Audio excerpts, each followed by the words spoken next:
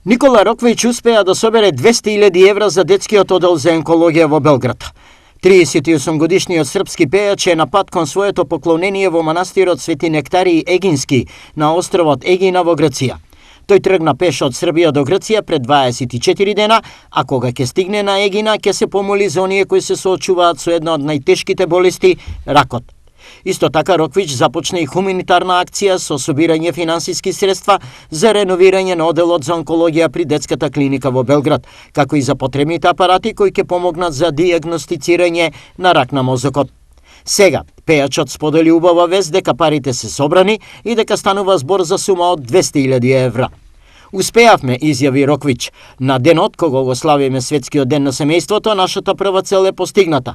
Одиме понатаму, без запирање, со Божја помош. Овој пат за детската радост. Благодарам, напиша пејачот на Инстаграм.